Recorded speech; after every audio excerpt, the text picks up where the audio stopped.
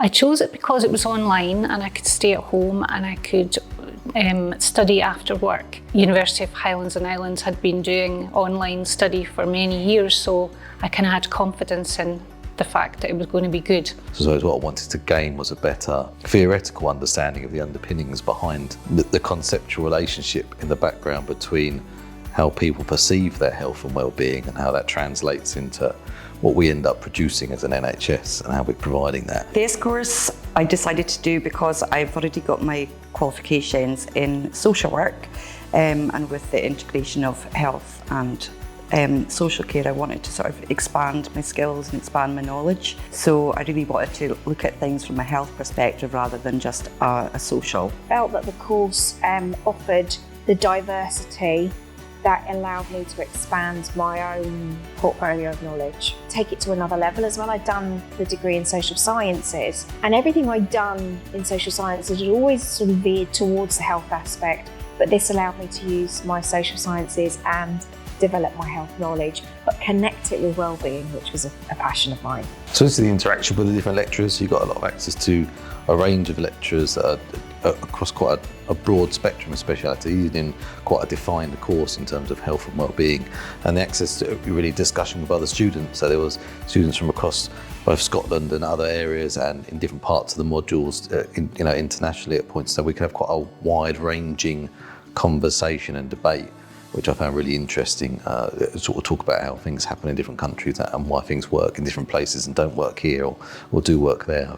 That's probably the most valuable thing, I think. I think the flexibility of it let me, each module let me study areas of my own personal interest, and I could hone them to what the assignments were. For instance, I could talk about and look into the healthcare worker schemes in India and look at rural health that way. The highlight really has been having that scope to kind of choose, well, where do I want to research and delve in deeply into your area of passion. One of the great things about the course was, which you don't often get with a lot of the online courses, is we all met. So we all got together initially, met everybody, and then you had a grasp of who's who. You'd been introduced to the programme leader, so you had a face to be able to put to the name. You met people who were on year 2, year 3. It enhanced the communication on the discussion boards because you were able to connect with those individuals and maybe keep in contact with them informally while you were studying.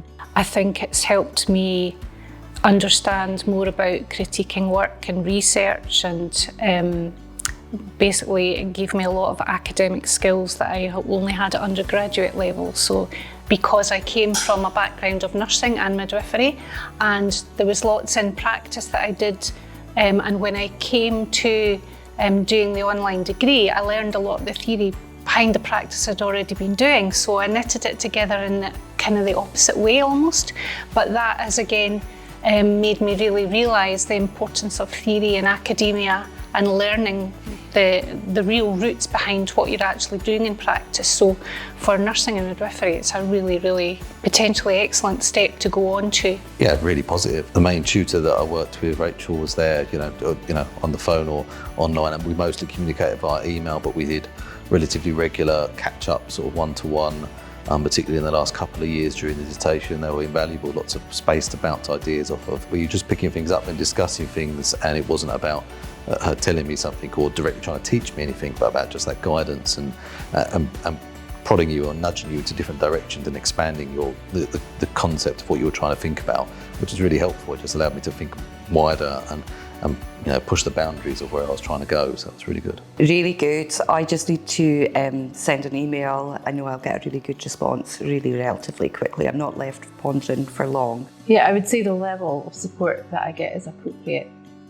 They definitely don't spoon feed you, and I wouldn't expect to be, nor would I want to be.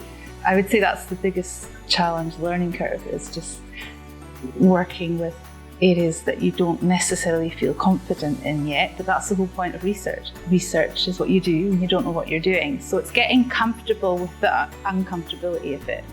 And I think that does build resilience and confidence, and it translates into daily life. I can't fault them. There's not been any point where if I haven't understood something and I've reached out, which hasn't happened that often because a lot of the content was very comprehensive anyway, and it was broken down in a format that made it quite easily accessible. And as long as you did the reading, it was more about perhaps questions it raised. You could then get on the discussion boards, and the discussion board content helped you work your way through that. So if there was something you didn't understand, quite often it would either be raised by yourself or someone else, or someone would offer a different perspective, which perhaps helped with that. But no issues with any of the lecturers if I approach them for help. They're great. Absolutely do it. Don't think twice about doing it, because it really does open your eyes, it opens your mind. My recommendation would be, if you're going to do postgraduate study, just go for it.